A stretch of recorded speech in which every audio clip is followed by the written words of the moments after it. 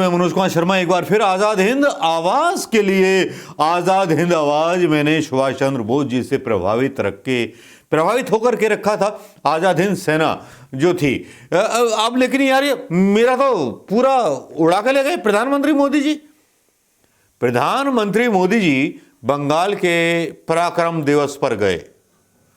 बड़ा अच्छा लगा। पराक्रम दिवस किसका? सुभाष चंद्र बोस साहब का। वाकई में मैं इसको फन शो कहूँ या क्या कहूँ, अब समझ में नहीं आ रहा कि प्रधानमंत्री मोदी जी गए सुभाष चंद्र बोस जी के जन्मदिन पर, वहां जयंती पर गए और वहां पराक्रम दिवस का ऐलान कर दिया।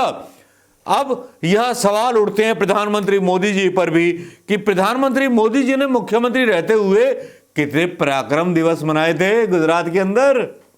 सुभाष चंद्र बोस साहब के नाते ये गांधी जयंती कितनी मनाई थी, ये सवाल तो उठ जाता है। कोई सवाल अंधभक्तों के पास नहीं होगा, न मीडिया के पास होगा, लेकिन सवाल तो हम करेंगे और सवाल करना बहुत जरूरी है, क्योंकि कभी कभी सवालों के सवाल ना करें तो सवाल बहुत डूब जाते हैं और सवाल ना करें तो सवाल बहुत पीछे छूट जाते हैं और सवालों का हिसाब किताब ना करें तो सवाल प्रश्न बन करके उभर आते हैं।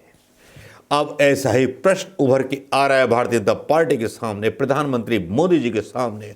जो प्रधानमंत्री मोदी जी पराक्रम दिवस मनाने गए बांग्लादेश में।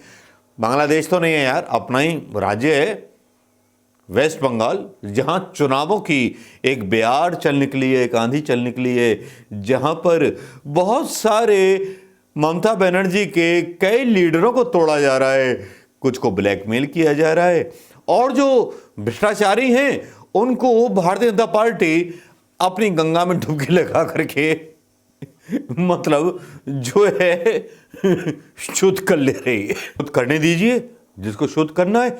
अब भैया पहले आप खुद ही मुकुल राय पर और सब पर आरोप लगाते थे, बीजेपी की आईटी सेल के पन्नों पर इनके गद्दारी के, इनके भ्रष्टाचारी स्वरूप का एक वीडियो चलाते थे और उसके बाद जब आपकी पार्टी में आ जाते हैं तो भैया आप भूल जाते हो, आप वो वीडियो हटा देते हो अपने आईटी सेल से।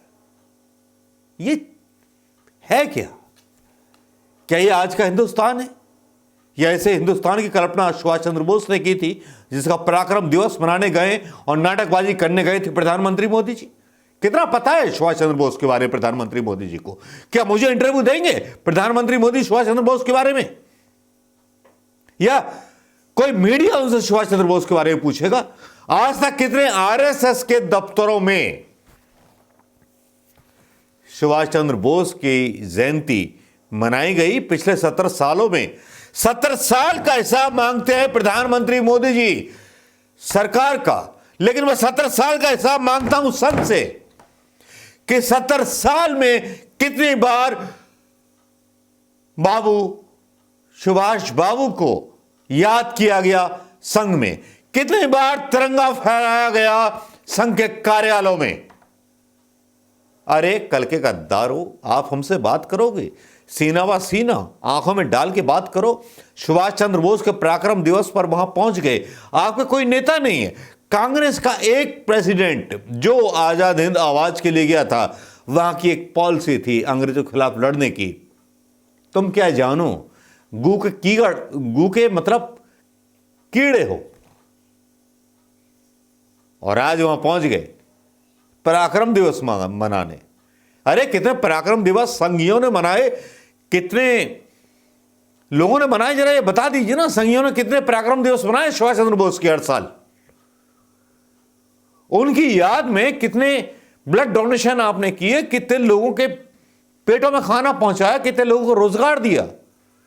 सुभाष चंद्र बोस के नाम पर क्या पराक्रम दिवस के नाम पर एक छुट्टी घोषित कर पाए?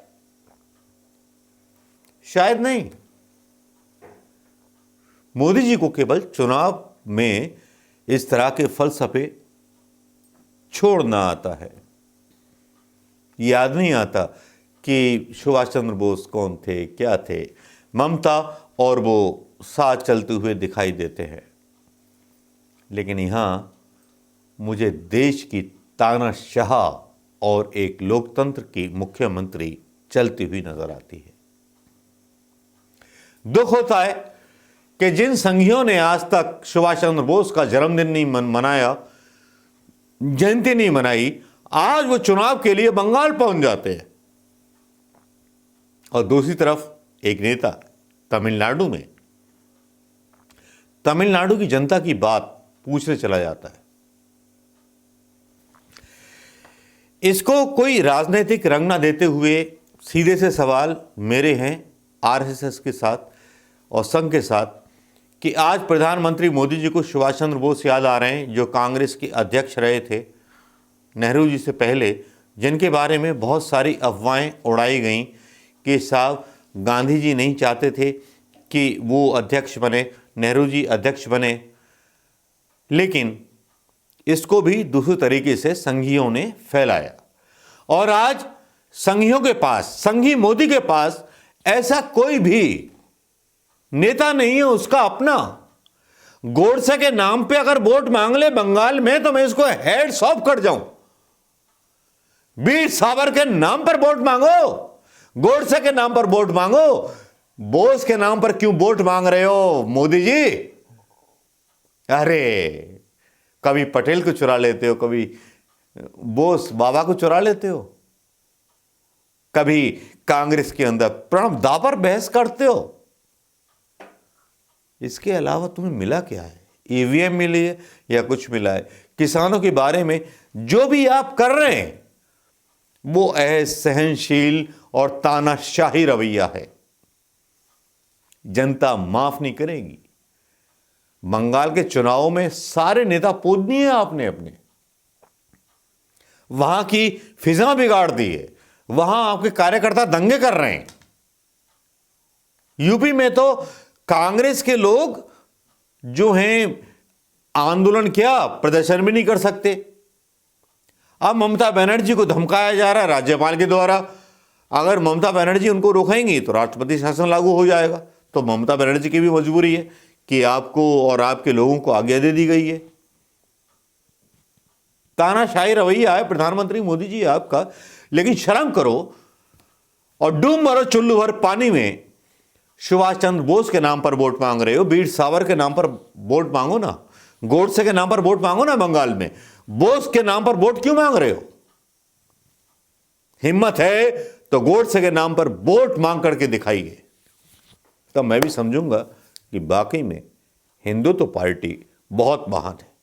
नमस्कार, जय हिंद दोस्तों। कैसा लगा ये वीडियो? शेयर कीजिएगा और शेयर के साथ कमेंट कीजिएगा। और दोस्तों मैं आपसे भी कुछ बातें करूंगा आने वाले टाइम में वीडियोस में, क्योंकि ऐसा माहौल बन गया है कि माहौल समझ में नहीं आ रहा है कि मैं आपसे बात ही नहीं कर पा रहा हूं दोस्तों। चलिए दोस्तों, शेयर कीजिएगा अगर आपको ये बात अच्छी लगी हो कि पराक्रम दिवस संघी कार्यालयों में क्यों नहीं मनाया गया। जय हिंद दोस्तों। आरएसएस